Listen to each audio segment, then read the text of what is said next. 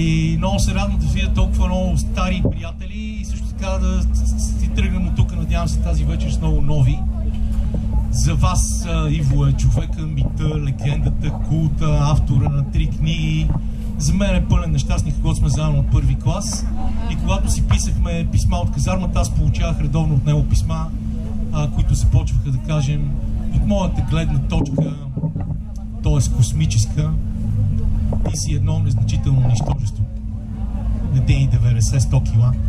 Затова здравей и незначително нищожество. И това е положението, нашата дружба е така. Ние се познаваме от първи клас, което запушете си ушите, но означава от 15 септември 1973 година. И по някакъв начин съдбата ни се нареди така, че се занимаваме горе-долу с сходни неща. Обичаме изключително много това и това зад гърба ни. Между другото, благодарим на Стоян, или известна още като Ножката, за това, че си е донесъл личната колекция. Аз не съм си имал... Стефан, пардон. Те Стоян и Стефан имат ден на същия ден. Извиня, Камен и Петър е същата работа. Аз, честно казано, дори не бях готов че трябва да излизам на сцена.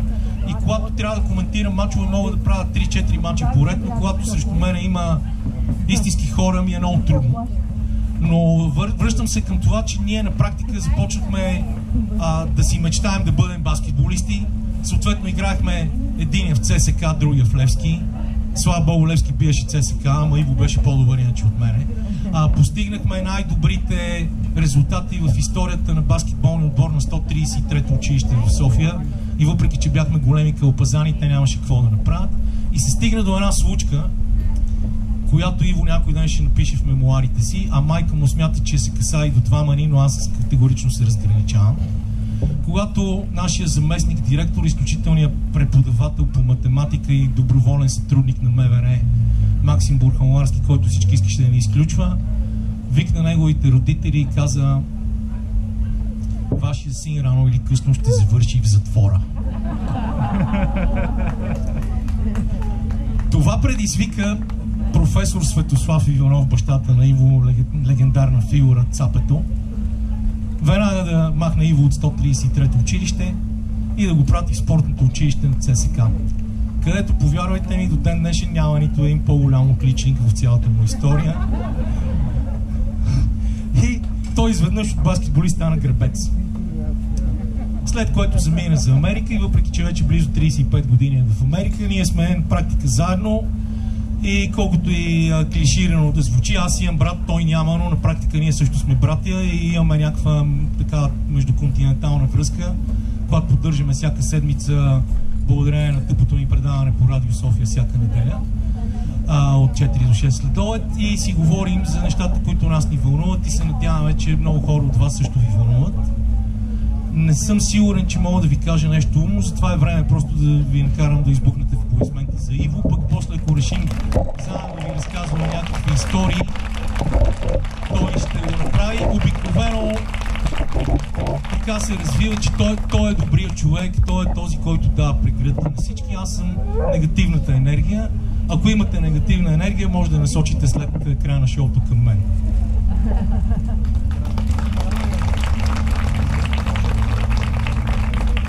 Не, вярно, Кедър е много добър човек, но прекалено скромен. Много съм щастлив, че съм във Варна най-после. Това е любим град. Един от малкото градове, не само в България и по света, който има свой собствен характер, свое собствено излъчване. Обичам Варна, обичам всяка нейна улица, всяка нейна усмивка, всеки спомен от детството до ден днешен. И естествено най-вече обичам хората на Варна. Впечатляваща колекция от любители на бирата, виждам тук. Едва ли е случайно, че има Варна в думата пивоварна. Не знам дали сте се замислили за това.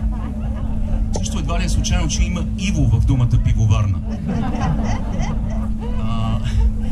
Много се радвам, че има толкова много хора, с които виждаме света по един и същи начин. Това, че сте тук и в момента не говорите и ми давате възможност аз да говоря и ме слушате, означава, че вие сте добри хора. Защото тези истории, които аз съм писал през годините, те са били насочени към хора, които съм се надявал, че съществуват.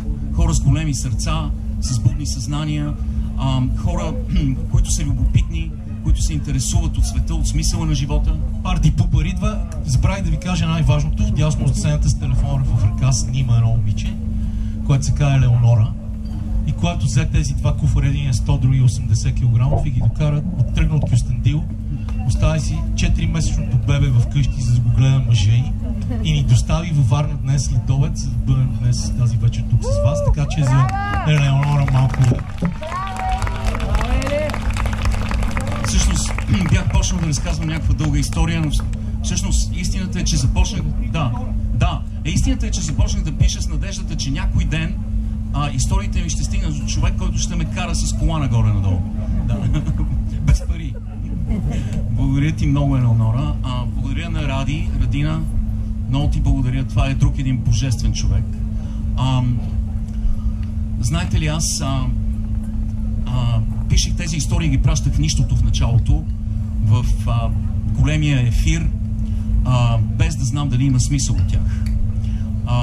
Идеята ми беше да откривам истории, които да са противовес на цинизма, който се разпространява в последните години, на сарказма, на негативизма, и не знаех дали въобще има смисъл да се опитвам да строя този мост през океана, и се оказа, че има смисъл, и вие сте този смисъл, и когато виждам очите ви, усмивките ви, излъчването ви, си давам сметка, че е имало смисъл, че всичко се осмисля. Защото тези истории много често са ми коствали много. Не става дума за писането през нощта и за безсънните нощи. Става дума, че са ме изцеждали емоционално. И много често съм плакал, докато съм ги писал, и не съм имал сили да ги прочета. Много от тези истории в книгите никога не съм ги чел. Просто аз съм ги писал, но не съм ги чел. Нямам сили да ги прочета, защото са много лични и много емоционални и свързани понякога с загуба на нещо много близко, много ценно, и съм си давал сметка, че има смисъл да ги напиша, но не само като катарзи със себе си, а и с надеждата, че ще минат по този мост и ще помогнат на някой човек, когато той има нужда от тях. Искам да ви разкажа набързо една история, защото много от разказите те имат продължение. Аз оставам във връзка с много от героите на тези истории, и една от историите в Кривата на щастието, мисля, че беше втората подред, намери по много странен начин своето продължение преди 3 седмици в моя личен живот. Илон Маск. Илон Маск наскоро имаше едно от многото му леко безумни интервюта. Го попитаха какъв е най-големият проблем в света в момента, защото явно хората имат погрешното мнение, че ако знаеш как да направиш много пари, знаеш и как да живееш. И неговия отговор ме изуми. Той каза, че най-големият проблем в света в момента е прекалената емпатия. Имало прекалено много емпатия. И това допринасило за това woke общество, и за прекалената уязвимост на хората, и трябвало да се отдървем от емпатията. Тази история, която искам да ви разкажа набързо, е свързана с емпатията. Другото име на емпатията е състрадателност.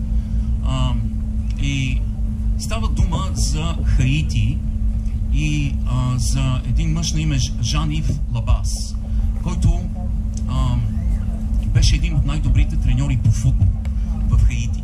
Хаити е най-бедната държава в западното полукълбо. И на 14 януари 2010 година този треньор, този изключително обаятелен, интелигентен, ренесансов човек, обичан от цялата държава, влезна в сградата на Федерацията по футбол на Хаити и загина само секунди по-късно.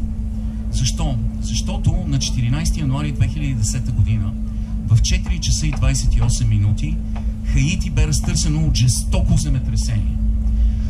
За 30 секунди загинаха 250 хиляди човека. 250 000 човека загинаха в рамките на секунди заради това земетресение. Сградата на Федерацията по футбол избухна в мелница от бетон и 30 човека загинаха. Целият елит на Федерацията по футбол на Хаити. За щастие, нито едно от момичетата, които бяха в отбора на Жан-Ив Лабас, не загинаха. Това беше нещо като чудо. Всички оцеляха, защото не са били вътре в сграда. Много от тях са били на загряване на тренировка, други просто са били навън на улицата. И всички те оцеляха. Едно от момичетата, които оцеляха, беше момиче на име Александра Коди. Тя е вратарката. Вратарките и вратарите са много особен тип хора. В футбола вратарят е много важен, защото е единственият човек, който вижда си останалите 21 човека на игрището. И той трябва да е диригент, трябва да има лидерски способности, комуникатор, да контролира защитата и също така вратарите трябва да са малко луди.